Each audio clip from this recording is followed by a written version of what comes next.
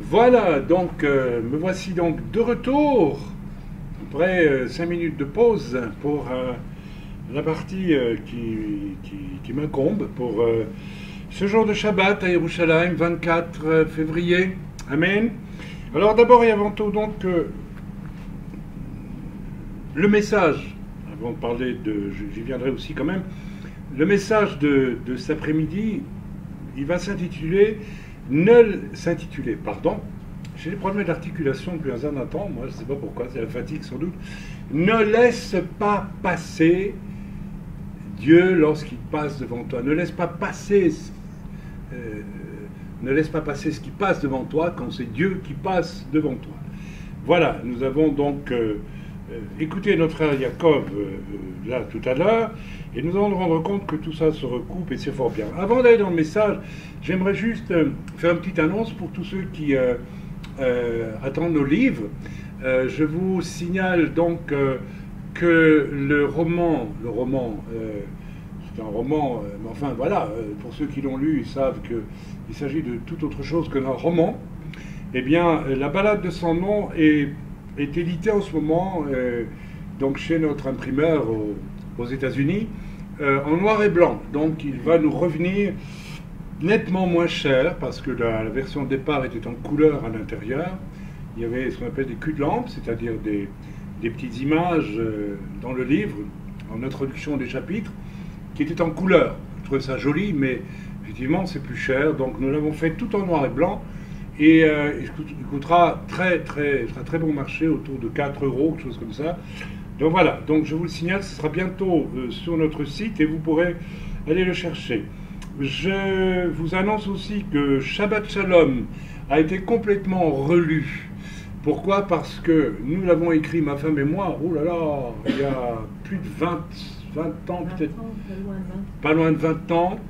Et il y avait, alors c'était c'était ce livre de personnes qui viennent de redécouvrir Shabbat et qui le pratiquent. Donc nous avons tenu à corriger des petites choses et à ajouter aussi l'une ou l'autre chose, je pense, pour voilà. Donc nous ne donnerons plus, puisque nous ne vendons plus ces livres-là, nous ne donnerons probablement plus ce livre-là, mais nous vous proposons donc la nouvelle version de Shabbat Shalom, qui est donc la deuxième édition de Shabbat Shalom. Le livre Keilah, Ecclésia numéro 2, est quasiment prêt. Il est très fort, très certains ayant lu Keilah, Ecclésia tome 1, qui est paru, lui, il y a aussi presque 20 ans, pas loin, non, pas 20 ans, mais pas loin, me réclame assez souvent, mais alors la suite, Keilah numéro 2, et puis 3. Alors rassurez-vous, 2 est écrit, et il va relater, entre autres, les grandes opérations d'autorité apostolique qui ont été manifestées sur certains lieux extrêmement démoniaques de la planète, ou bien cruciaux de la planète, et qui ont eu des conséquences dans le visible, absolument extraordinaires et spectaculaires, on va le dire. Ce sont des choses que pendant presque 10 ans, le Seigneur m'a interdit de parler, pour des raisons d'abord d'humilité, et puis pour des raisons aussi de sagesse, afin que cela n'enclenche pas un mouvement de copiage, vous savez, complètement artificiel, comme on en rencontre beaucoup aujourd'hui. Il suffit qu'une personne comme Scott Holz ait utilisé un chauffard il y a bien des années pour, sur ordre de Dieu, proclamer prophétiquement certaines choses, pour qu'il y ait depuis 100 000 personnes qui jouent du chauffard à tous les coins de rue pour annoncer la crème glace ou tout ce que vous voulez, j'en sais rien. Donc voilà, il faut éviter ce genre de... Ah oui, bah, pourquoi pas, la crème glace, ça vous fait rire, je suis très content que ça vous fasse rire un peu. Jadis, quand j'étais gamin, les marchands de glace venaient avec une petite trompette. La crème glace. Alors peut-être qu'il y en a qui prennent le chauffard pour annoncer... Non, s'il vous plaît, en plus ça fait perdre toute sa beauté, sa force et sa richesse, parce que le chauffard est quand même un instrument particulier. Hein. Donc voilà, donc je n'ai pas voulu pendant presque 10 ans donner témoignage de ces choses extrêmement fortes et puissantes. Je peux le dire aujourd'hui, par exemple, une proclamation faite à l'Alhambra de Grenade a déclenché, et vous le verrez dans le témoignage, le printemps, ce qu'on appelle le fameux printemps arabe.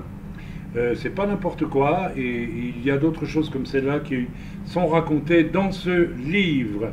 Il sort donc bientôt, il nous coûte très cher en oppression, en combat, mais il est quasiment prêt, il va bientôt sortir. Je puis vous dire que à peu près tous nos livres actuellement sont revus et corrigés et republiés via donc le même système aux États-Unis. Donc vous les trouverez peu à peu sur notre site aussi. Voilà pour les choses tout à fait pratiques qu'il fallait annoncer. Le message: ne laisse pas passer ce qui passe devant toi lorsque c'est Dieu qui passe devant toi. Ne laisse pas passer Dieu lorsqu'il passe devant toi. Ne prends pas ça à la légère. Vous savez, j'ai vérifié dans le passé, quand je prêchais avec beaucoup d'ardeur en tant que jeune évangéliste, que des personnes entendaient le message du salut, y étaient réceptives, mais voilà, on laissait passer. Et puis, une deuxième fois, et on laissait passer. Et un jour, je me souviens avoir dit à une personne, ou prophétisé, ou réalisé, compris, qu'une troisième fois, Dieu, finalement, s'est avancé, s'est approché à travers des circonstances, une prédication, que sais-je d'autre, une conviction donnée par l'Esprit de Dieu de la personne, et la troisième fois, elle a encore dit, non, je laisse passer. Et j'ai vu, je me rappelle en esprit, c'est fini, Dieu ne passera plus jamais devant toi. À dire, mais si Dieu m'aime, il faut qu'il repasse sans arrêt. Mais ça sert à quoi? Le chiffre 3 est important, je ne vais pas rentrer dans les détails, mais je pense que nous devons prendre garde aussi lorsque Dieu passe devant nous, ou que Dieu nous parle, que Dieu paraît devant nous pour nous, à travers des circonstances, à travers quoi que ce soit. Et personnellement, je bénis le Seigneur parce que Dieu est passé dans ma vie plus d'une fois avant que je ne sois sauvé. Et je sais qu'on n'a pas parlé de soi, mais c'est pas que je veux parler de moi, mais je n'ai jamais pris ça à la légère. Et c'est peut-être ce qui m'a permis d'avoir l'envie d'être sur le chemin étroit pour aller jusqu'au bout des choses. Et le bout des choses, ça a été la révélation que Dieu est amour, et ce que Jacob nous a prêché, nous a raconté ce matin, que j'étais pécheur et que quelque chose d'extraordinaire était là, prêt à changer ma vie de A à Z en la sauvant.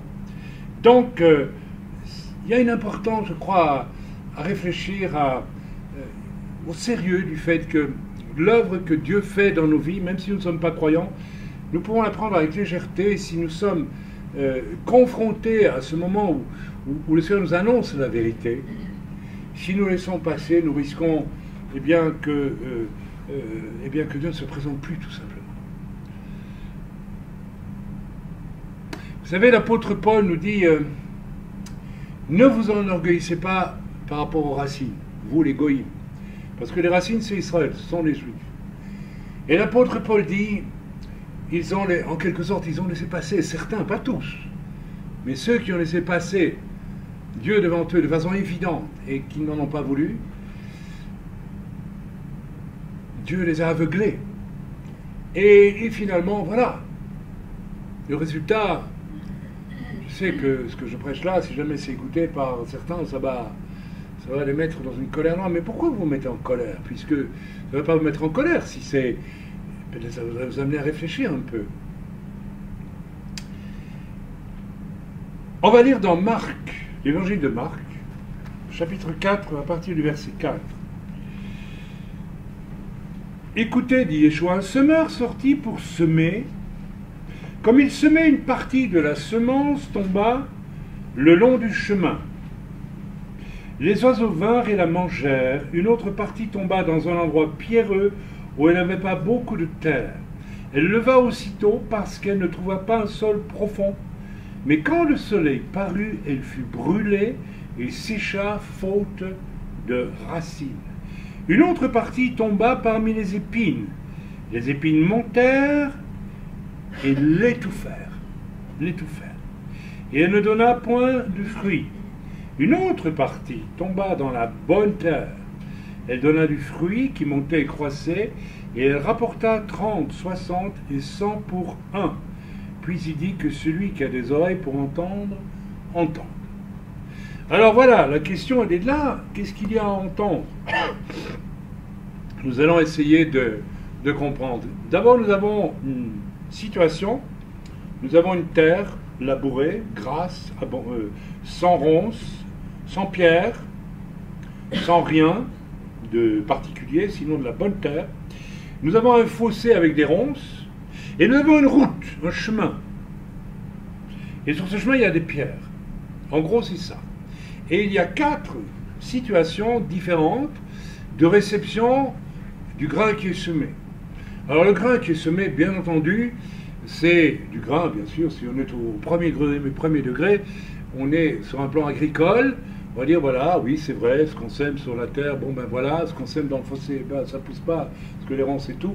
Et puis si on va sur le bon terrain, là, évidemment, ça... Alors évidemment, nous transposons un tout petit peu, hein, puisque monsieur dit que celui qui a qui sait écouter, bien, qui comprenne, quoi, hein, bien, nous comprenons très bien qu'il y a là un discours spirituel. Et le discours spirituel, c'est la parole. La parole vient vers nous. C'est pas seulement la parole, ça peut être les circonstances. Je crois que Dieu, finalement, parcourt sans arrêt la terre pour semer des choses. Semer des choses qui interpellent. J'essaie de me souvenir, lorsque j'ai pris ma 2 chevaux, ma première voiture que j'ai achetée, j'avais 24 ans, je pense, et puis j'ai décidé, alors que j'avais pris 2 leçons de conduite avec une copine archéologue, dans les campagnes. À l'époque, évidemment, on n'avait pas besoin de permis, ni rien du tout. Et j'ai décidé, allez, je vais à Paris. Il fallait être un petit peu, déjà... Enfin, c'est comme ça. À l'époque, on était un peu inconscient, et puis il y a beaucoup moins de voitures qu'aujourd'hui. Et j'ai pris l'autoroute. Alors, est-ce que c'est en allant vers Paris ou en revenant vers Paris? Je ne sais plus. Mais en tout cas, à un moment donné, je me suis endormi. Je me suis endormi et j'ai quitté l'autoroute. Et il y avait un rail de sécurité tout sur des dizaines de kilomètres, je m'en souviens, et je me suis endormi dans cette section. Alors quand on s'endort en voiture, l'autoroute tourne un petit peu, vous comprenez ce qui s'est passé, j'étais droit vers le rail, et à ce moment-là, au lieu de percuter le rail, de me retourner, je ne sais pas quoi, et puis de me tuer probablement, il y avait une ouverture, à cet endroit précis. Il y avait une ouverture. Mais vous savez, il y avait plus que ça encore. C'est que l'autoroute tournait en se relevant un petit peu comme ça, vous voyez. Et donc il y avait une espèce de petit ravin vers la terre, mais de plusieurs mètres quand même. Et donc si j'étais descendu là-dedans, je me tuais aussi, parce que vous faites un bond de 3 mètres, peut-être avec une voiture, elle peut exploser en arrivant, je ne sais pas. Et non, ce qui s'est passé, c'est que non seulement il y avait une ouverture, une petite ouverture de peut-être 5 mètres, 6 mètres, pas plus, je ne sais pas. Et directement après, il y avait un chemin qui avait été construit, mais peut-être 2 jours avant, et j'en ai eu la preuve, parce qu'il était recouvert d'une épaisseur comme ça, de cailloux. On n'avait pas encore mis de goudron dessus. Donc ma voiture s'est enfoncée dans une épaisseur un bon 30 cm, peut-être plus encore, de pierres. Des pierres, c'est comme ça, hein, des pierres. Et donc la voiture s'est enfoncée dans les pierres. Et mon moteur tournait à plein régime, ce qui m'a réveillé dans un nuage de poussière. Et j'ai réalisé la situation. Et vous savez, à ce moment-là, il y a une graine qui est descendue dans mon cœur. Ça, c'est pas naturel. Ou alors, vraiment, si c'est un hasard, c'est un sacré hasard. Il y a une ouverture dans le rail sur des kilomètres. Juste à cet endroit-là, je m'engouffre. 2, il y a une route qui est mise depuis je ne sais pas combien de temps, peut-être 1 jour ou 2, 3 jours, une semaine peut-être, je ne sais rien, mais pas des mois en tout cas. Et il y a une bonne épaisseur de cailloux pour que je m'y enfonce avec ma dedoche. Peut-être un hasard. Mais vous savez, je n'y ai pas cru. J'ai vraiment cru que Dieu existait et que Dieu m'avait sauvé la vie. J'ai eu comme ça, et vous avez eu aussi, vous qui m'écoutez, qui n'êtes peut-être même pas encore croyant, si vous voulez bien réfléchir. Il y a eu des occasions quand même très particulières où vous dites là, je suis devant quelque chose qui n'est pas naturel, quelque chose qui dépasse Voilà, qui n'est pas naturel. Ce sont ces choses-là aussi qui sont des graines que Dieu sème dans notre vie. Et qu'est-ce que vous en faites? Alors c'est très important de faire attention, et je pense que c'est peut-être le drame de beaucoup de personnes. La puissance du mal, du diable, est une force terrible, et elle endort beaucoup de consciences en réalité. Mais qu'elle endort les consciences au point que on ne prenne pas garde quand, vous savez, depuis le mur de l'invisible vient vers nous une semence qui est censée nous faire comprendre qu'il y a quelqu'un quand même qui veille. Je pourrais vous donner d'autres exemples. Hein. Il m'en vient à l'esprit, mais je vais pas leur dire le message. Mais j'ai connu plusieurs autres exemples où c'était évident que je ne pouvais pas nier qu'il y a quelqu'un qui intervenait pour moi. Je dis bien quelqu'un, pas quelque chose, quelqu'un. D'accord? Alors on va essayer un petit peu, sur base de cette compréhension des choses, d'analyser, peut-être de façon qui n'est pas habituelle, ces 4 positions renseignées dans Marc 4, à partir du verset 4. D'abord, il est question d'un laboureur qui, n'est-ce pas, qui sème une semence, voilà, le long d'un chemin. Le long du chemin. On va relire. Un semeur sortit pour semer, comme il semait, une partie de la semence tomba le long du chemin. Les oiseaux vinrent et la mangèrent. Alors, quel est le sens profond ici? C'est semer le long du chemin et pas sur le chemin, contrairement à ce qu'on pourrait croire. Le long du chemin. En priant, le Seigneur va montrer que pour pouvoir recevoir la semence de Dieu et en faire quelque chose, il faut être sur un chemin.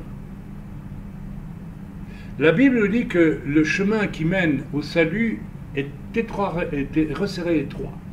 Et le chemin qui mène à la perdition est large et spacieux. Spacieux, l'Écriture, c'est-à-dire confortable et facile. Alors que le chemin qui mène à la vérité est resserré étroit. Et qu'est-ce que ça signifie être sur le chemin? Ben, je crois que ça signifie tout simplement chercher Dieu de tout son cœur. Se mettre sur le chemin pour le trouver. Je pense qu'il y a des personnes qui arrivent au salut aussi parce que elles ont choisi quelque part au fond d'elles-mêmes, vous savez, ça va être le plus grand bandit, vous savez, soyons très prudents avec les apparences. Le pasteur qui m'a le plus impressionné de tous ceux que j'ai rencontrés, c'est un certain Richard Wurmbrand, qui est juif, et dont on sent très bien que c'était un sacré caractère, une sacrée personnalité, et pas un mouton, vous voyez ce que je veux dire, hein? Avant de connaître le Seigneur comme son sauveur, Wurmbrand a été si j'ai bon souvenir, un caïd communiste, et puis il y allait, hein, il a témoigné de ça quelque part dans un de ses écrits. C'était un dur, on va dire, c'était un dur. C'était même un petit bandit, ou même un grand bandit quelque part. Alors c'est étonnant parce que, comment c'est dit qu'un grand bandit, soudain, alors qu'une personne lui parle de Jésus, lui montre dans la Bible que Jésus est le salut, dise Amen à ça, et qu'il soit sauvé. Et bien tout simplement parce que tout au fond de son cœur, il y avait, et c'est peut-être pour ça qu'il était un caïd, pour ça qu'il était excessif, pour ça qu'il était tel qu'il était, il y avait le désir quand même de comprendre c'est quoi Dieu, et qu'est-ce que ça a à faire avec moi dans ma vie. Parce que tout au fond, nous savons tous qu'il y a quelque chose, ou qu'il y a quelqu'un. Tout le monde le sait. Einstein a dit un jour, c'est évident, on ne peut pas concevoir l'univers sans concevoir qu'il y a une intelligence. Alors là, il appelait ça une intelligence. Mais vous avez déjà vu l'intelligence qui se promène toute seule dans l'univers, vous? Intelligence, où es-tu? Manifeste-toi, s'il te plaît. Me voici, c'est moi. Intelligence. Non, l'intelligence, c'est pas une personne. Il n'a pas su dire jusqu'au bout, il y a quelqu'un. N'est-ce pas? Et c'est très, très amusant de voir que les gens, et je vais venir juste après, le second exemple, qui ne font pas de cette quête de Dieu absolue, vont toujours trouver une façon de se débiner face à cela, ou vont fournir une explication, vous savez, qui arrange les bidons et puis qui n'arrange rien du tout, en fait. Donc la première condition, il est question ici d'un chemin, eh bien, est-ce que tu es sur ce chemin? Alors moi, je veux m'adresser à toi qui peut-être m'écoute là et qui jusqu'à aujourd'hui n'a pas accepté que Yeshua était le chemin, justement. Est-ce que tu es sur ce chemin? Est-ce que tu es sur ce chemin pour trouver finalement la chose la plus importante de ta vie, à savoir pourquoi je suis là, qu'est-ce que je fais là, où je vais, etc.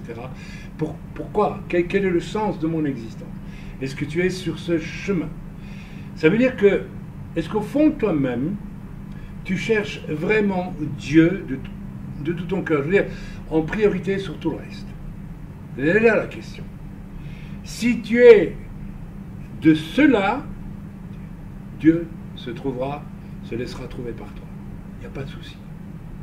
Un jour ou l'autre, d'une façon ou d'une autre. Il s'est peut-être déjà manifesté à toi, et je t'encourage simplement à comprendre et à accepter aujourd'hui, à finir ton parcours, et dire, mais après tout, voilà, c'est vrai, je suis pécheur, c'est vrai qu'on me dit qu'il m'a sauvé, s'il est Dieu, eh bien, j'accepte qu'il me sauve, et voilà, viens dans ma vie, je me donne à toi. Ok, donc ceci est important. Vous savez, je sais que ça peut paraître un petit peu pénible à prêcher ce que je prêche là, parce que ça veut dire que tout le monde ne va pas trouver Dieu. Eh bien oui, tout le monde ne va pas trouver Dieu. Bien que Dieu veuille se laisser trouver par tout le monde, mais tout le monde ne va pas trouver Dieu. Et vous savez, je l'ai dit hier au moment de Shabbat, il m'arrive de voir des personnes et de penser, est-ce que vraiment, des chrétiens, hein, des gens qui vont dans les églises, etc., est-ce que vraiment, quand je regarde la personne, je peux lire quelque part dans l'esprit, Dieu est la première de ses préoccupations. Et chez certains, je vous assure que c'est non. Alors on peut fréquenter religieusement une assemblée, on peut fréquenter religieusement tout ce qu'on veut. Si Dieu n'est pas vraiment notre préoccupation, eh bien nous ne trouverons pas Dieu. Nous allons trouver une religion. Nous allons trouver quelque chose qui un jour ou l'autre va être révélé comme absolument inutile, vain.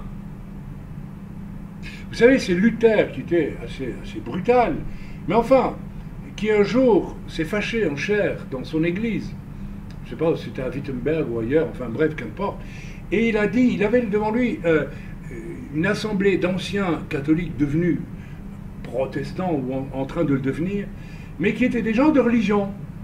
Alors ils écoutaient comme, pardonnez-moi l'expression, comme des ânes, tout ce qu'ils disaient en disant Amen, mais ils pensaient absolument à autre chose. L'un pensait à sa ferme, l'autre pensait à sa fiancée, l'autre pensait je ne sais quoi. Mais un jour il s'est fâché et il a dit cette chose terrible aux hommes qui étaient là. Mais allez une fois pour toutes voir des prostituées, il a prêché cela. Hein. Alors, bon, ils ne l'ont pas fait. Et vous saurez ce que c'est que du péché, parce que vous n'avez aucune notion de l'état dans lequel vous êtes. Vous rêvez, vous cherchez pas. Vous cherchez une espèce de soupe religieuse qui vous garantit avec une petite bénédiction, je sais pas, l'au-delà comme ça, terminé, on n'en parle plus. Mais mes amis, si la préoccupation de Dieu n'est pas foncière dans mon cœur, comment vais-je le trouver? Pourquoi Dieu se laisserait-il trouver par quelqu'un qui n'est pas intéressé vraiment par Dieu? Donc je te pose la question cet après-midi, est-ce que tu es intéressé par Dieu ou pas? Si tu n'es pas intéressé par Dieu, pose-toi peut-être la question, pourquoi? Pourquoi? Eh bien parce que tu découvriras que tu es plus intéressé par des frivolités et des tas de choses que par Dieu. Et je t'invite peut-être à changer peut-être un peu ton point de vue, à te dire, mais après tout, tu es né, mais sais-tu par qui? Par la puissance, l'autorité de qui tu es sur cette terre? Ton papa, ton père, ta mère? Bah oui, les choses se sont faites biologiquement, je dirais, mais il y a quelqu'un d'autre derrière tout ça. Et un jour, tu vas mourir aussi. Et un jour, tu vas paraître fatalement devant le chef d'orchestre de ta vie, qui est Dieu, et qui va vérifier si tu as joué la partition que lui avait prévue. Et si tu n'as pas joué la partition que lui avait prévue, c'est raté. Si c'est raté, ben voilà, c'est ça le péché. C'est rater la cible. Je me rappellerai toujours de cette histoire d'un pasteur anglais qui avait amené au Seigneur, avec beaucoup d'efforts, un clochard, un alcoolique, à accepter Jésus. Et cet homme a accepté Jésus, etc., et 15 jours après, il était de nouveau dans la rue, et la fille du pasteur dit à son père, mais enfin, papa, qu'est-ce qui se passe? Pourquoi ne vas-tu pas essayer de le ramener à l'église, tu vois? Elle n'a pas dit ramener à la fois, elle a dit à l'église, vous voyez? Et le pasteur lui a dit, tu sais, ma fille, je me suis trompé. Cette conversion-là, ce n'est pas une conversion faite par Dieu, c'est une conversion faite par moi. Ça ne pouvait pas tenir. Ça ne pouvait pas tenir. Une conversion faite par les hommes, sans qu'il y ait la soif de Dieu chez quelqu'un, ne tiendra jamais. Ou elle peut être une espèce de comédie qui peut durer des années, et l'on a ainsi aussi des ecclésiastiques qui laissent les souvenirs les plus horribles, n'est-ce pas, lorsqu'on s'en remémore. Moi, j'ai connu des ecclésiastiques dont j'ai honte d'avouer, quand j'étais adolescent, pour lesquels j'ai eu de la haine, parce qu'ils étaient haïssables. Ces gens-là n'étaient absolument pas, si on leur enlevait leur costume, leur robe noire et tout ce qu'on peut imaginer, eh bien, ces gens-là n'étaient pas, ne reflétaient pas, n'est-ce pas, le caractère de personnes qui ont rencontré Dieu. Vous savez, quand on est adolescent, on sent tout de suite la différence. J'ai connu un homme jeune de 25 ans qui a été tué, d'ailleurs, 3 ans après. J'ai jamais vu un homme aussi beau, aussi fantastique. Quand je parle de beauté, je parle de beauté intérieure. Mais lui, lorsqu'il nous parlait de Dieu, nous étions béats d'intérêt. Mais lui, il a trouvé quelque chose. Lui, c'est pas du chiquet. Il y a vraiment quelque chose. Vous voyez, attention. Donc, je t'invite, toi, qui peut-être dans cette situation, à réfléchir. Verset 5. Alors ici, nous avons une autre situation. Vous avez compris ici, je n'ai pas voulu parler du chemin comme du lieu dur où rien ne pousse. C'est le long du chemin que ça ne pousse pas, d'accord? Et le chemin ici est le symbole du chemin étroit que nous devons chercher pour trouver Dieu. Dieu a prévu une route. Vous savez, lorsque vous vivez dans la cambrouse et qu'il n'y a pas de route, c'est très difficile d'aller quelque part. Et si l'homme crée des routes, c'est pour aller quelque part. Ça a l'air de rien, une route, parce qu'on est tellement habitué à rouler dessus. Mais s'il n'y a pas de route, vous imaginez comment on se déplace? S'il n'y avait pas de route ici en Israël, imaginons qu'il n'y ait pas de route. La voiture ne servira à rien du tout. On devrait aller à pied. Pour aller à Tel Aviv, il nous faudrait 3 jours, 2 jours, je ne sais pas. Ok. Les routes, c'est bien. Donc cette image de la route est quelque chose d'extrêmement important. Dieu veut que nous avancions sur une route qu'il a préparée d'avance et où il nous appelle à être.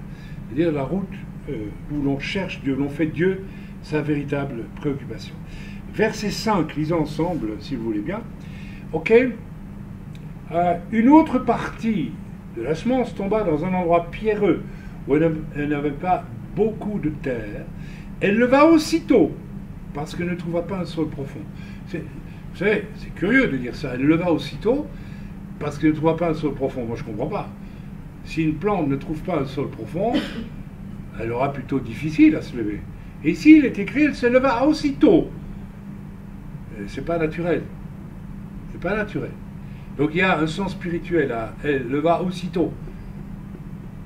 Parce qu'elle ne trouva pas une terre profonde. Alors ça doit être le contraire. Elle eut de grandes difficultés à se lever parce qu'elle ne trouva pas une terre profonde. Non, vous ne croyez pas?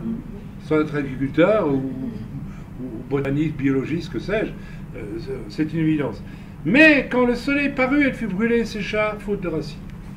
C'est quand même incroyable cette histoire. D'abord, il n'y a pas beaucoup de terre, la graine. Alors c'est l'image. C'est l'image de quoi? C'est l'image de notre cœur, cette terre pas très épaisse. On va voir à la fin que lorsque la graine est semée sur une terre profonde et labourée, riche, là la graine porte du fruit. Et peut-être que nous nous trouvons dans cette situation d'avoir un cœur.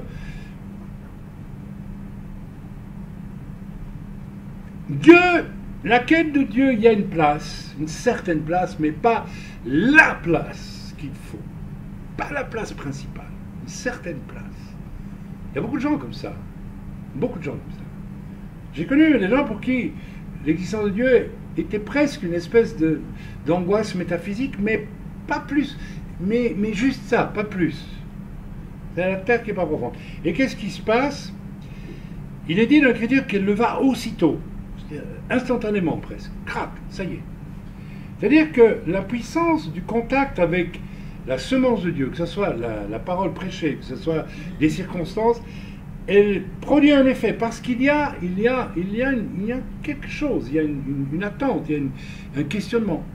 Mais une attente, ça produit un effet que je compare un petit peu, vous savez, quand on met, je ne sais plus comment on appelle ça, des cachets que l'on prend pour la migraine. Mais non, allez, ça a un nom. Mais non, ah oui, acamol, autre chose. Vous mettez ça. Efferalgan, vous mettez un efferalgan. Tout le monde a pris un efferalgan. Prenez le moins de médicaments possible, parce que après vous vous habituez, c'est pas bon. Hein. Un efferalgan dans un verre d'eau, ce que ça fait hein, ça fait des bulles. Et, n'est-ce pas, cette plante qui croît très rapidement, alors que la terre est faible, c'est un peu aussi une démonstration de l'amour de Dieu, qui met le paquet pour essayer de toucher quelque chose dans le cœur, mais il ne va pas y parvenir. Parce que ça touche profond, beaucoup. C'est comme un cachet d'efferalgan, ça fait beaucoup de... Et ça fait du bruit, hein, c'est... Vous avez remarqué. On aime bien voir ça après, parce que c'est des bulles, tout ça. Hein, mais, au bout d'un temps, c'est fini, l'eau est plate, il n'y a plus rien. Ouais. Vous avez pensé à ça. Alors, après, dit l'Écriture, le soleil paraît, et comme la plante n'a pas beaucoup de racines, puisque la terre n'est pas épaisse, même si elle a poussé très fort, vite, elle ne peut pas se nourrir profondément. Parce que la préoccupation est quand même relativement superficielle. Alors le soleil paraît. Alors le soleil, qu'est-ce qu'il symbolise ici? Eh bien, il symbolise simplement Dieu dans toute sa force. Lorsque vous rencontrez le Seigneur, lorsque nous avons rencontré le Seigneur, Yeshua et moi, vous aussi, hein, j'imagine, on a tous vécu quelque chose d'extrêmement, je vais oser le mot, d'extrêmement violent, une manifestation de la puissance de Dieu absolument forte. La première fois que j'ai prié, j'ai déjà témoigné si souvent, mais ça vaut la peine d'être témoigné. Je me cachais en dessous de ma table. Pourquoi? Parce que à la fois je ressentais l'amour immense de Dieu à mon égard, mais en même temps la sainteté de Dieu était comme une bombe atomique qui vient vers moi et qui explose. C'est quelque chose qui vous fait peur. Donc, si l'on n'a pas, je dirais, le cœur bien accroché, si on n'a pas une conversion solide, si on n'a pas quelque chose, si vraiment on n'est pas arrivé au stade où la terre n'est plus légère mais profonde, ça sèche tout de suite. Quand Dieu se révèle dans toute sa force, toute l'exigence de la sainteté, beaucoup de croyants commencent à pédaler et commencent à... Alors moins la terre est épaisse au départ, moins votre cœur est disposé, plus, eh bien, ça sera difficile, évidemment, de supporter la sainteté de Dieu dans ses exigences, qui ne sont pas des exigences anormales. C'est votre cœur qui est anormal, ce n'est pas Dieu qui est anormal.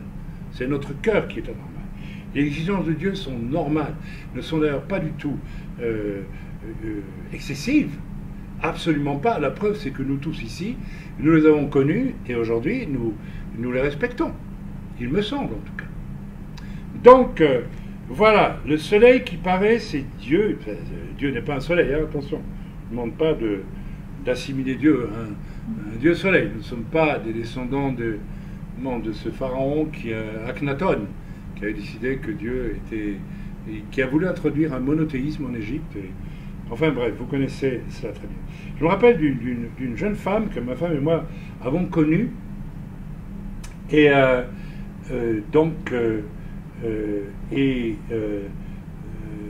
voilà, que nous avons emmené à une réunion, et elle était touchée, elle a levé la main, elle a accepté le Seigneur, et le lendemain, elle a renoncé. Donc il y avait en elle quelque chose, il y avait une disposition à entendre, mais pas suffisante, et elle a fait demi-tour. Alors on peut peut-être lire encore un peu, avec un peu plus d'attention, verset 5. Ok. Une autre partie tomba dans un endroit pierreux, où elle n'avait pas beaucoup de terre. Elle leva aussitôt parce qu'elle ne trouva pas un sol profond, etc. Mais quand le soleil parut, etc. Alors, un endroit pierreux. Les pierres ici, ça symbolise justement toutes les choses auxquelles nous tenons plus qu'à Dieu. Voilà le problème.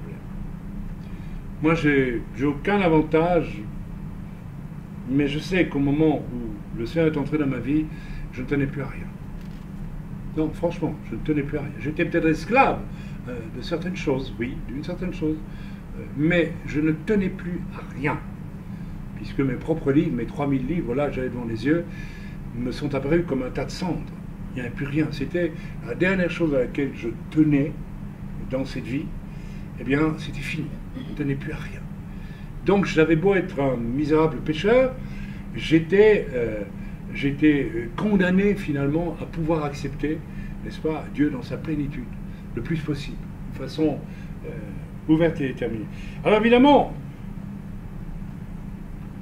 tout ce qui prend de la place et qui empêche Dieu d'avoir la place qui lui revient dans mon cœur, bien, je vous laisse imaginer. Il y a toutes sortes de choses. Dans le cas de cette jeune personne qui est venue avec nous, c'était une intellectuelle, et elle a été touchée par le message, et ce qui l'a empêché d'y adhérer, c'est-à-dire, la raison pour laquelle elle a dit non, c'est parce qu'il y avait des pierres dans sa vie.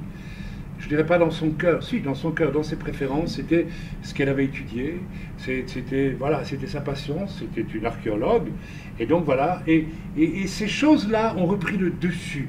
Elle n'a pas décidé, ah, tout ça finalement c'est pas mal, mais c'est pas le principal. Et les pierres étaient là.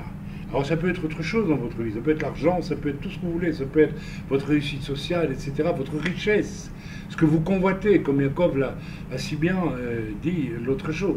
Ce que je convoite, c'est une pierre, c'est ce qui m'empêche de donner à Dieu la première place, la place qui lui revient. Ok.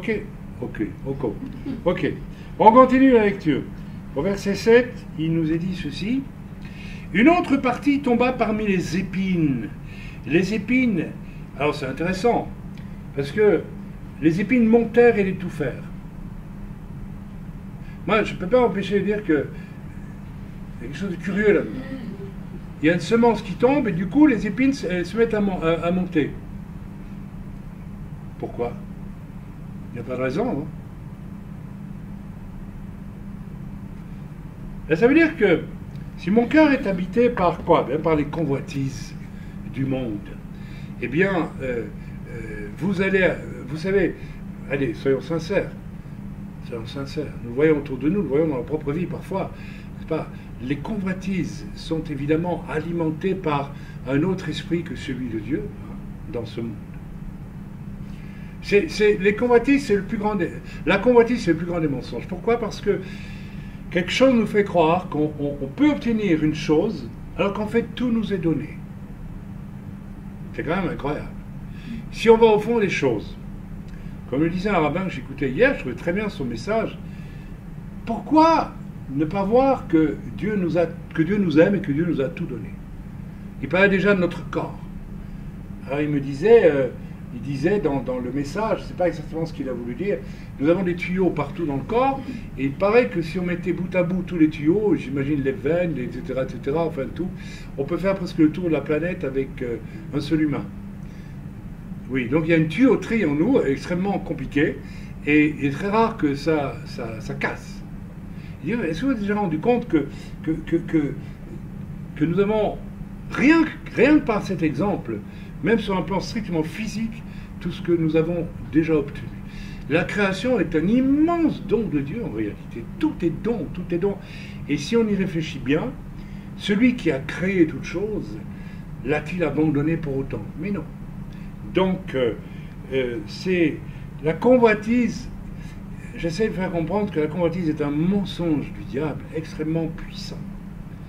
Et il est puissant parce que pour contrer le fait que tout ce que Dieu a préparé pour nous est bon, il faut nous faire croire que on doit essayer de souhaiter d'autres choses que Dieu n'a pas souhaité pour nous et qui sont de toute façon nocives. Donc, lorsque Dieu parle, n'est-ce pas, à celui, et que ça tombe dans le terreau du cœur où il y a, n'est-ce pas, cette convoitise. Il y a toutes sortes de convoitises, vous savez, c'est extrêmement riche, le monde de la convoitise est très riche. Il suffit de voir des enfants entre eux, ils se disputent très souvent. Vous savez pourquoi? Parce qu'ils convoitent. Non, mais mon papa il est gendarme, mais le mien est avocat, il est plus que le tien. Vous voyez, la convoitise est une des choses qui apparaît très souvent chez les humains dès qu'ils se rencontrent. Regardez les odieuses disputes des politiciens entre eux. C'est de la convoitise, c'est à base de convoitise, on veut le pouvoir. Il faut le dire à notre honte, mais à notre honte absolue.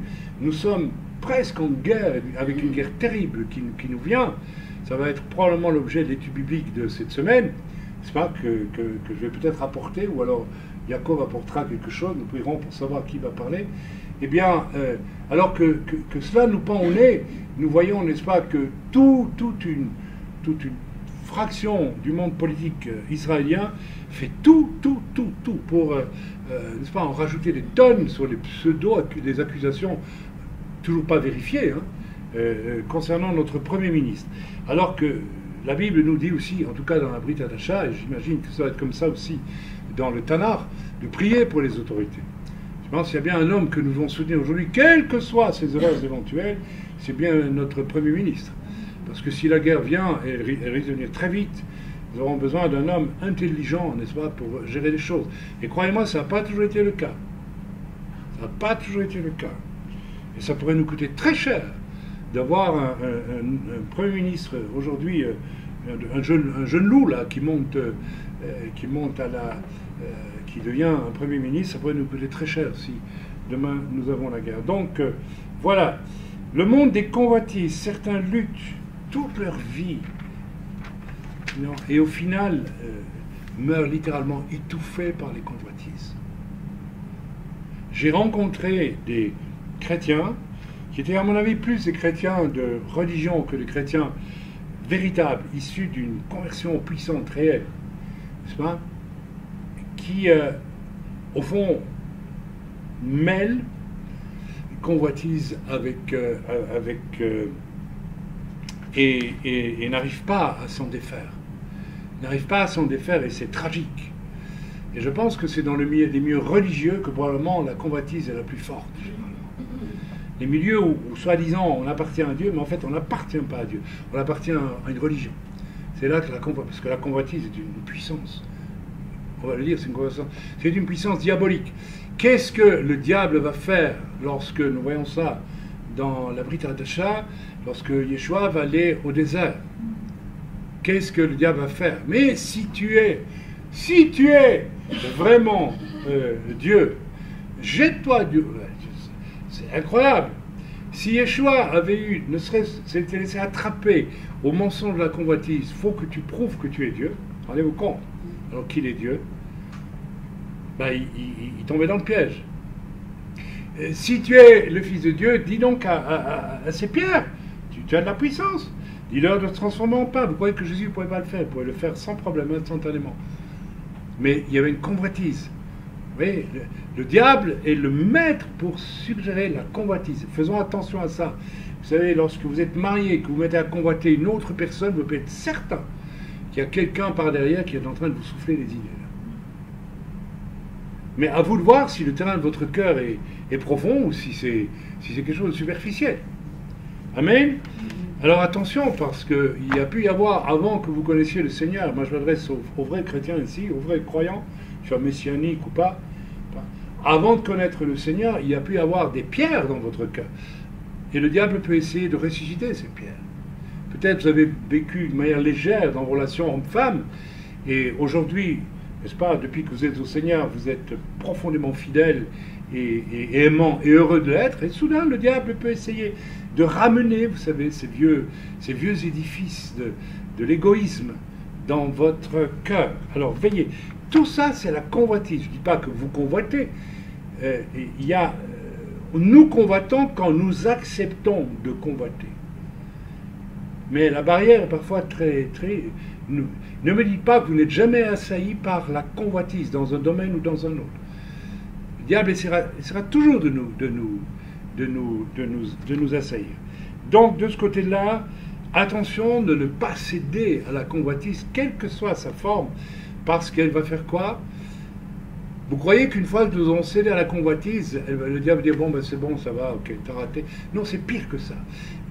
La ronce va s'élever tellement, elle va finir par nous étouffer et finir par prendre le dessus sur quoi? Eh bien, sur l'œuvre de Dieu dans nos vies. Ça va très loin. Ça peut détruire complètement notre destinée.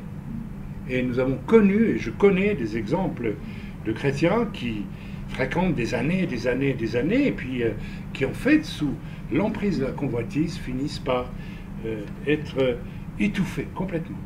Ok, alors nous en arrivons enfin, n'est-ce pas, à la bonne terre. Ok, alors on va lire ce passage de la bonne terre. Ça va, ça vous intéresse ou pas? Oui. Une autre partie tomba dans la bonne terre, elle donna du fruit qui montait et croissait, et elle rapporta 30, 60 et 100 pour 1. Puis il dit que celui qui a des oreilles pour entendre, entende. Ici, on est dans la bonne terre. Alors, qu'est-ce qui caractérise la bonne terre? Il n'y a plus de chemin. Il n'y a plus le chemin même étroit. Vous êtes arrivé au but. Votre cœur est devenu la bonne terre.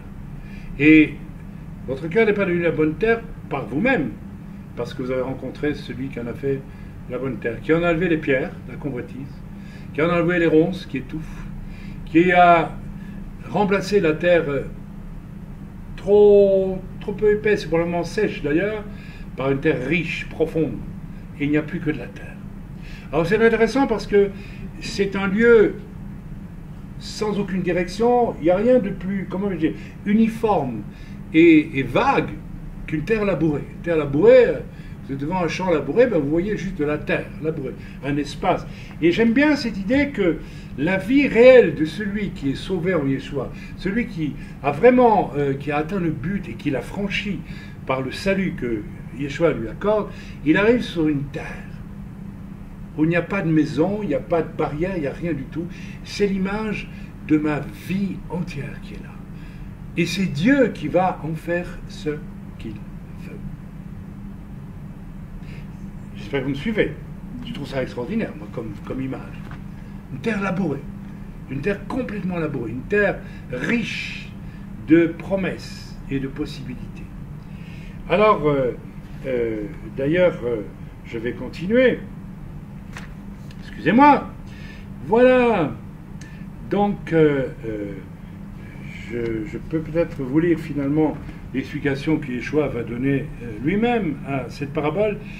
Vous ne comprenez pas cette parabole. Comment donc comprendrez-vous toutes les paraboles? Le semeur sème la parole. C'est Dieu qui essaie de nous toucher. Les uns sont le long du chemin où la parole est semée. Quand ils l'ont entendue, aussitôt Satan vient et enlève la parole qui a été semée en eux. Voilà, c'est ce qu'on a dit. Les autres, pareillement, reçoivent la semence dans les endroits pierreux. Quand ils entendent la parole, ils la reçoivent d'abord avec joie. Ah, mais ils n'ont pas de racine en eux-mêmes. Ils croient pour un temps, et dès que survient une tribulation ou une persécution à cause de la parole, les tribulations, persécutions, c'est une autre facette de la violence de la présence de Dieu dans nos vies, hein, d'une certaine façon. Oui, oui. Ils y trouvent une occasion de chute. D'autres reçoivent la semence parmi les épines. Ce sont ceux qui entendent la parole, mais en qui les soucis du siècle, la séduction des richesses et l'invasion des autres convoitises étouffent la parole et la rendent infructueuse. D'autres reçoivent la semence dans la bonne terre. Ce sont ceux qui entendent la parole, la reçoivent et portent du fruit, 30, 60 et 100 pour 1.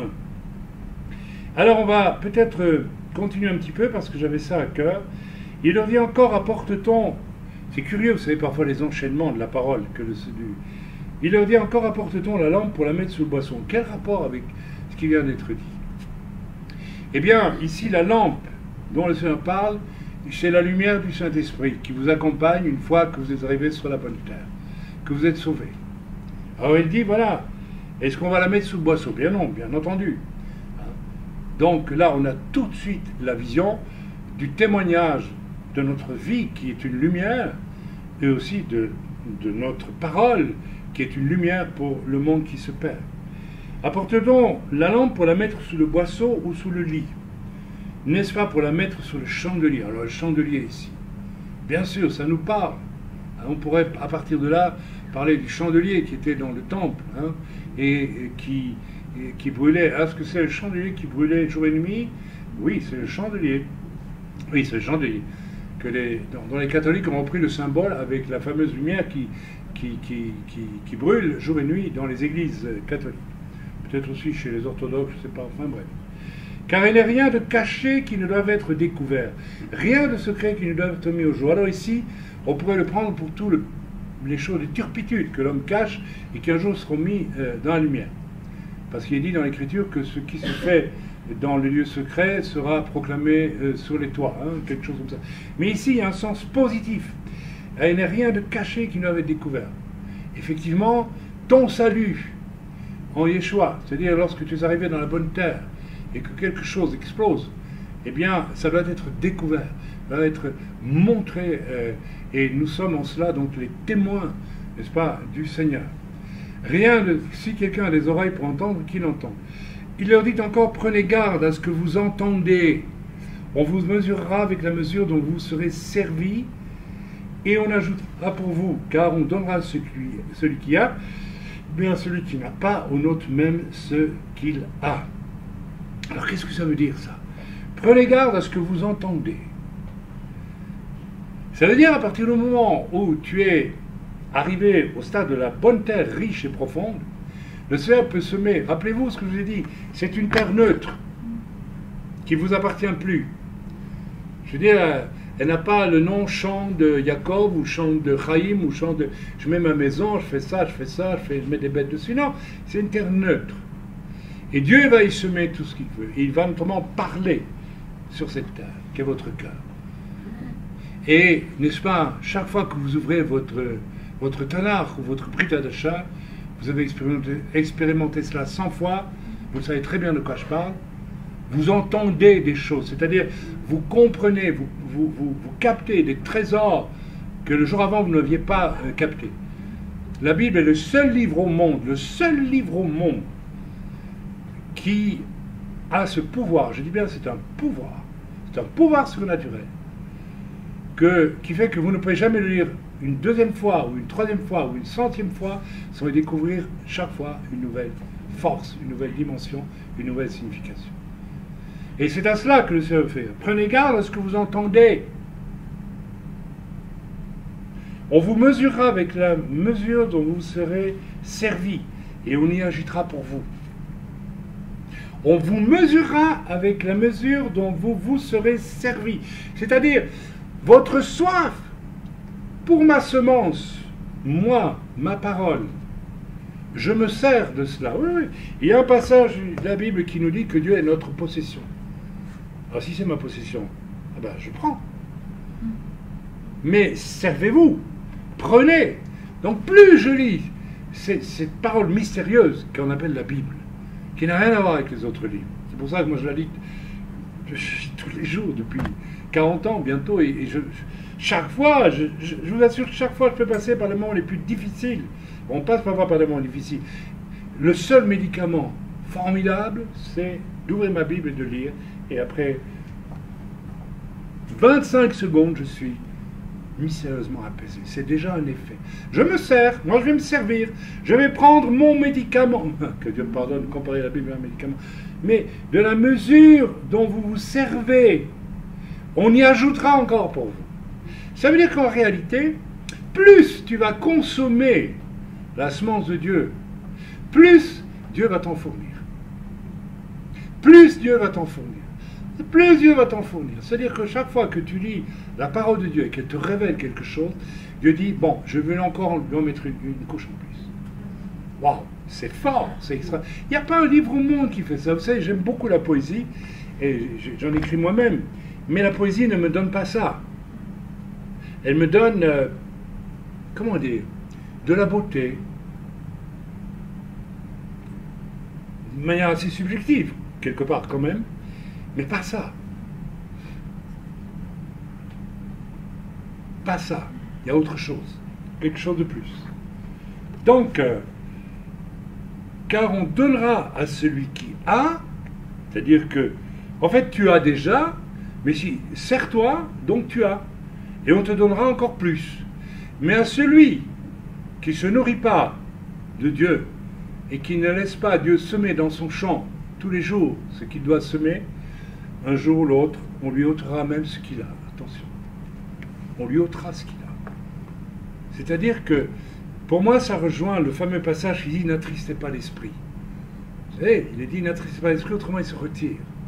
Vous savez, quand dans une église, l'esprit se retire, ça devient pauvre. Ça devient dactylographie. La parole de Dieu prêchée comme une dactylographie, sans force. Donc voilà, je vais arriver au terme de mon message. Quelle est la solution? Eh bien, d'abord se poser une question, est-ce que je suis bien sur le chemin où je cherche l'essentiel, à savoir Dieu? Alors chercher Dieu, ce n'est pas réfléchir, discuter avec des... Non, non. Vous pouvez être le plus grand sauvage, le personnage le plus déplaisant, et certains personnages extrêmement déplaisants sont violents. Vous savez, Paul, qu'est-ce qu'il faisait avec des lettres de la synagogue ici pour aller enfermer les chrétiens à Damas? Qu'est-ce qu'il faisait? Mais il était violent. Vous savez ce qu'il faisait? Il cherchait Dieu. Il cherchait Dieu, à sa façon. C'était intolérable qu'une secte, n'est-ce pas, fasse du tort à mon peuple qui a la loi, etc. Il y avait un désir pour Dieu qui était fort, violent. Eh bien, Dieu a dit, tu me cherches, tu vas me trouver. Tu me cherches, tu vas me trouver. Et il l'a trouvé. Il a ramassé une sacrée bombe. On le dit avec humour, mais c'est vrai. Celui qui cherche Dieu, vous savez, Dieu va dire, bon, tu me cherches, tu vas me trouver. Pas de problème. Ah, il y aura un choc. Hein. Il y aura un choc. La rencontre avec Dieu, c'est toujours un choc. Si tu veux trouver un Dieu facile, bricolé, avec des idées, des idéologies, des machins, des trucs, de l'ésotérisme, tout ce que tu veux, tu ne rencontreras jamais Dieu. Tu vas rencontrer des idées, c'est tout. Mais Dieu, non. Quand tu rencontres Dieu, il y a un choc. Il y a un choc. Il y a un sacré choc. Un choc dont on ne se remet jamais, d'ailleurs, en général.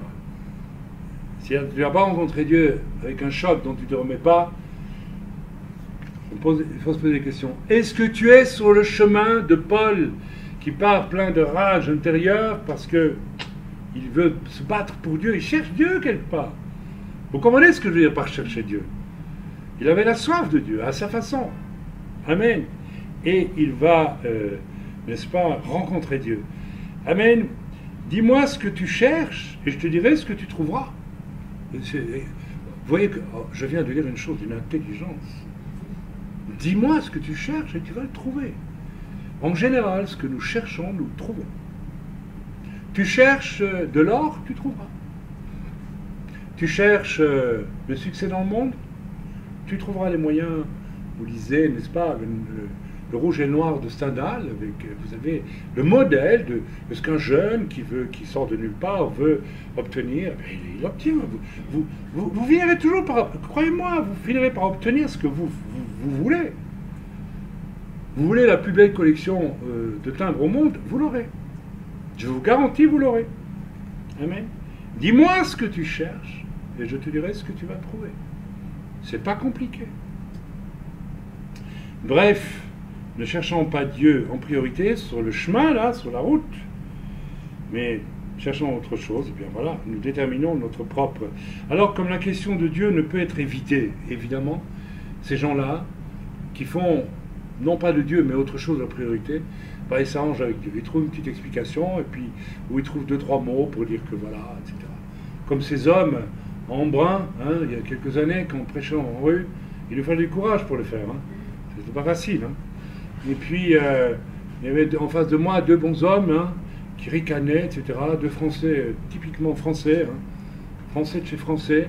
Il leur manquait le béret et puis la baguette de pain blanc, mais les vêtements et tout, c'était français. Hein. Leur tête aussi, français, c'est-à-dire des gens qui, intelligents, qui pouvaient, n'est-ce pas, discuter longtemps sur voilà, ils étaient remplis de... C'était des voltairiens, très voltairiens.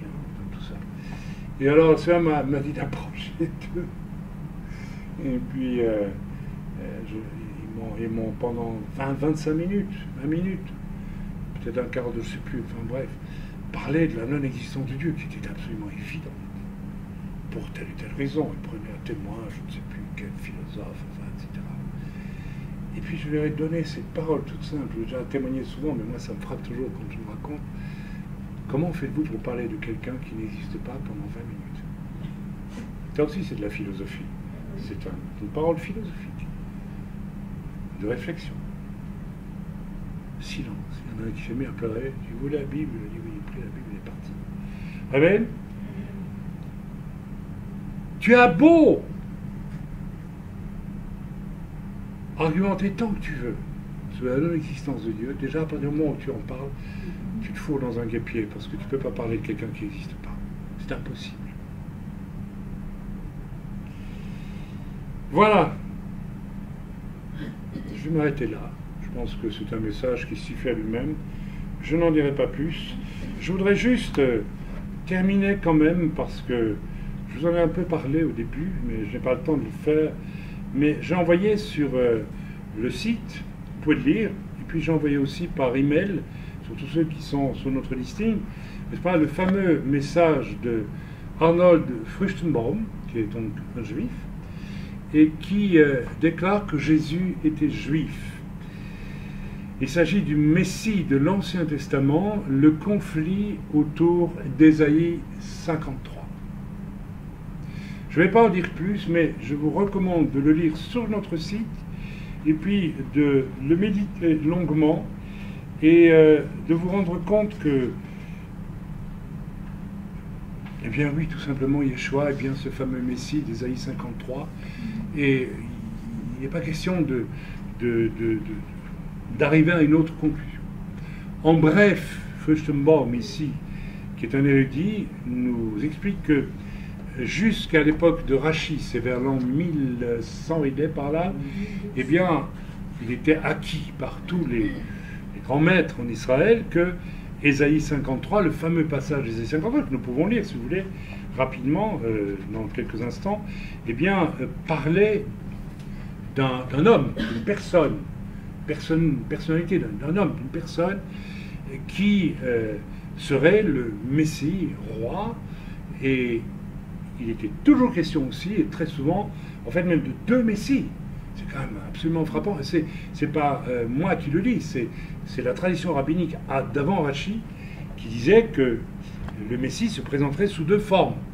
Tous les rabbins n'ont pas dit ça, mais plusieurs l'ont dit, parce que c'est évident. Le Messie Ben Yosef, Messie de souffrance, s'il vous plaît, dont on voit la description dans Isaïe 53. Ne pas la voir, c'est vraiment ne pas vouloir la voir.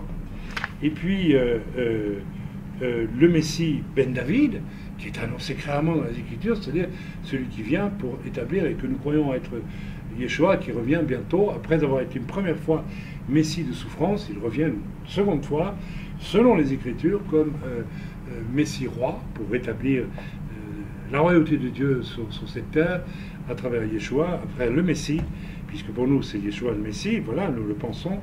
Donc voilà, donc la plupart des rabbins jusqu'à Rachi avaient cette... Alors ça a fait évidemment, si on lit, alors on va le lire quand même, on va le lire parce que c'est quand même costaud, hein, ce Ésaïe 53, et on va voir pourquoi il est impossible que ce ne soit pas une personne et non pas... Parce que donc, à partir de Rachi, comme il y a eu énormément de discussions, des discussions très intenses, et moi je ne veux pas rentrer dans ce genre de discussion, parce que je sais que c'est inutile. Oui, je dis bien inutile. Ça risque d'amener juste une tension qui n'aboutira à rien. Le texte d'Ésaïe 52, à partir du verset 52, « Voici mon serviteur prospérera, il montera, il s'élèvera bien haut, de même qu'il a été pour plusieurs un sujet d'effroi. Tant son visage était défiguré. » On a déjà là, écoutez, battu à coups de poing par les soldats romains, une couronne d'épines sur sa tête, flagellé, torturé, battu, visage sur lequel on a craché.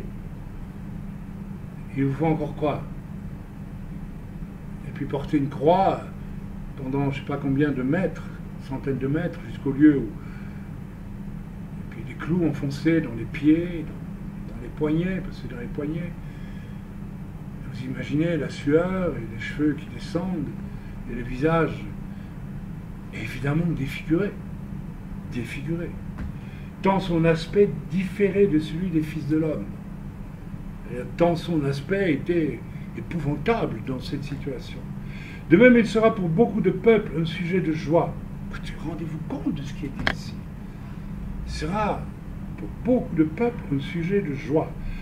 Devant lui, des rois fermeront la bouche, et ça a été le cas, car ils verront ils verront ce qui ne leur avait point été raconté.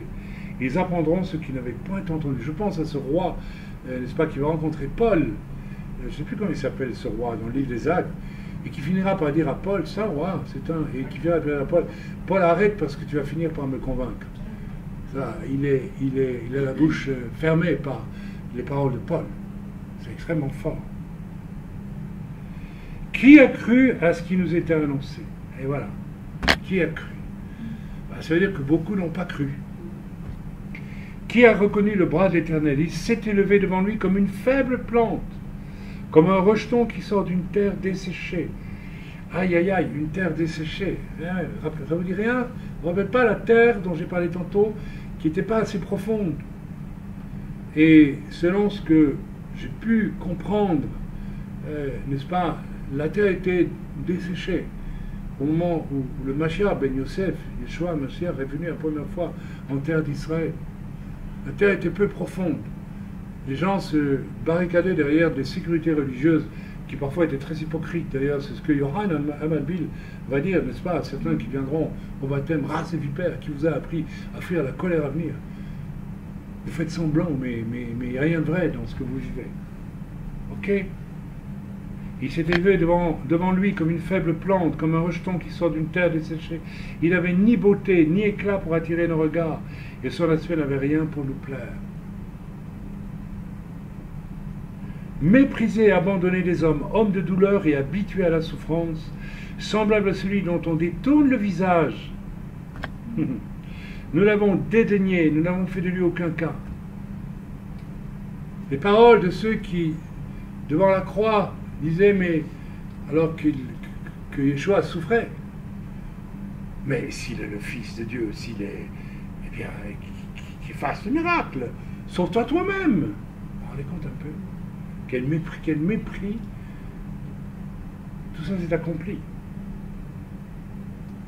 Cependant, ce sont nos souffrances qu'il a portées, c'est de nos douleurs qu'il s'est chargé, et nous l'avons considéré comme puni, frappé de Dieu et humilié. Alors, je m'arrête à ceci, à ce passage.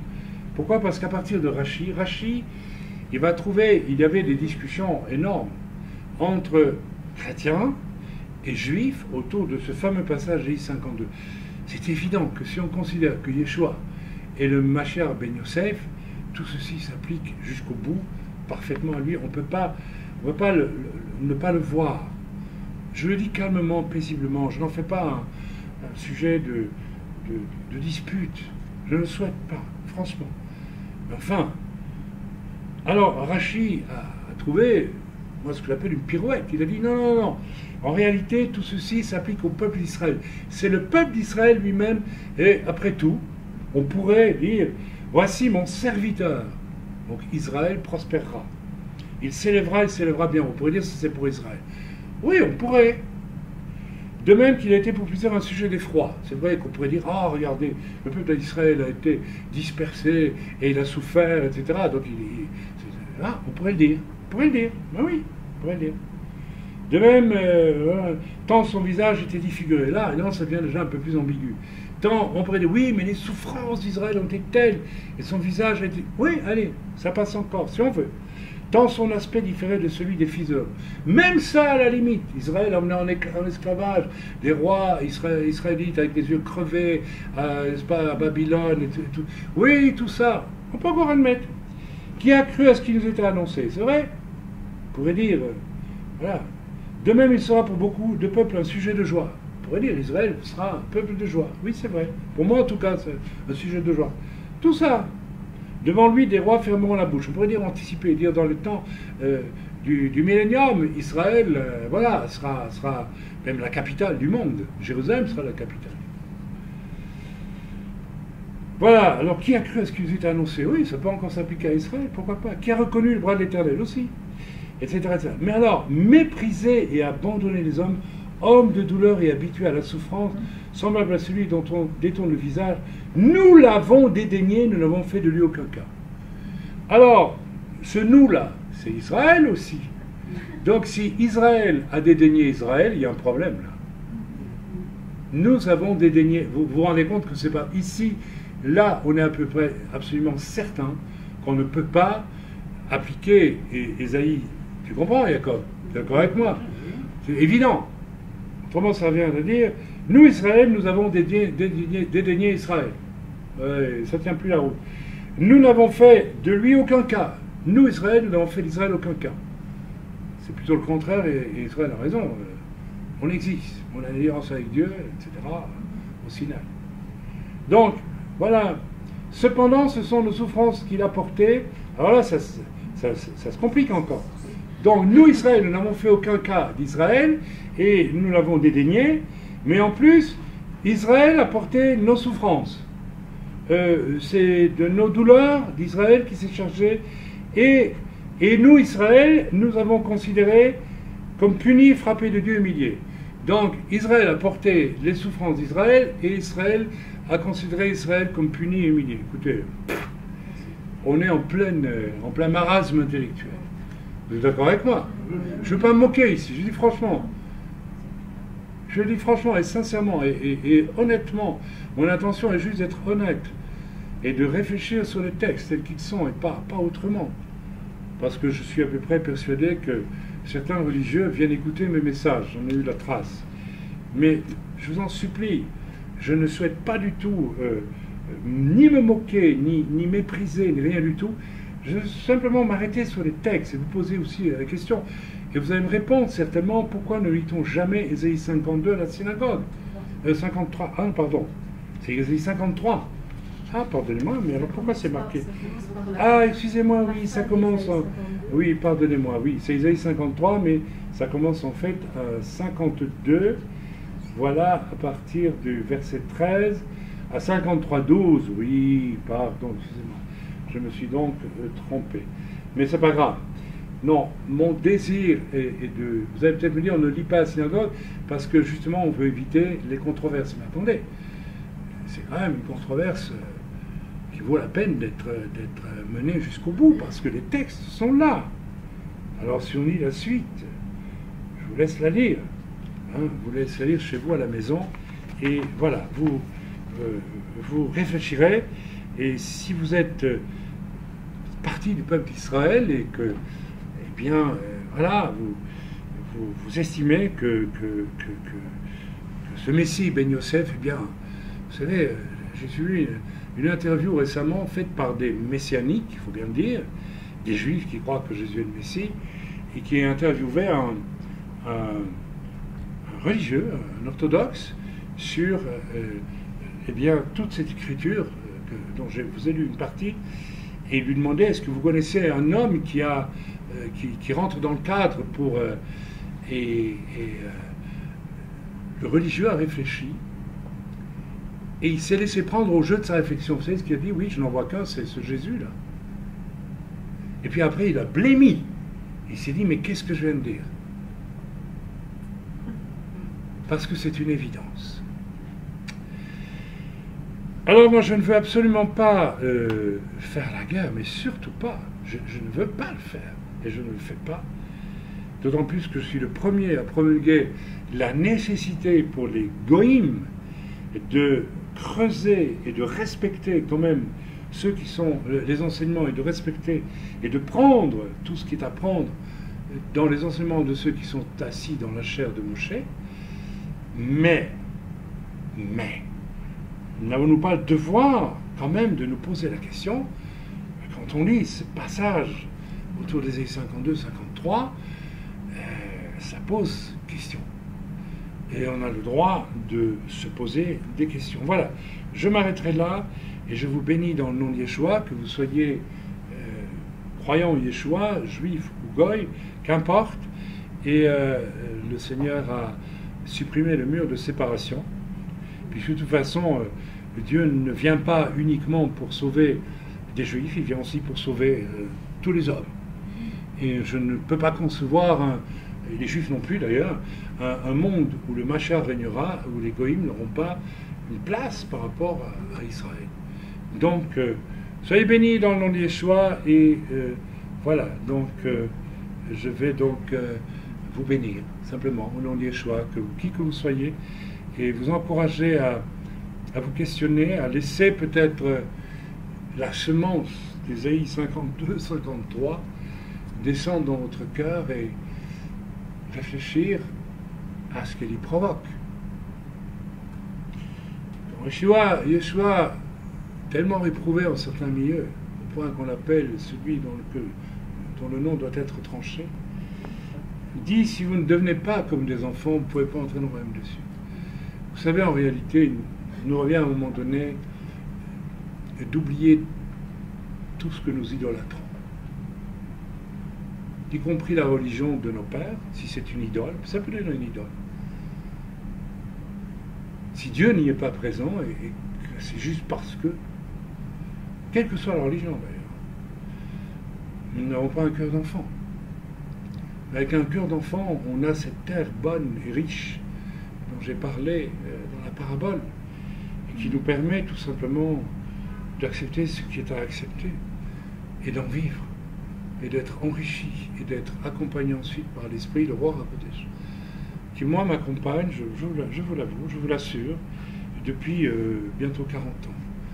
Et je mourrai un jour, sauf si le Seigneur vient avant, eh bien je mourrai avec le roi Hakodesh, avec toute cette richesse de l'Esprit que Dieu a mis en moi, et je n'ai qu'une crainte, c'est de ne pas me nourrir assez des choses que son Esprit me fait voir dans sa parole.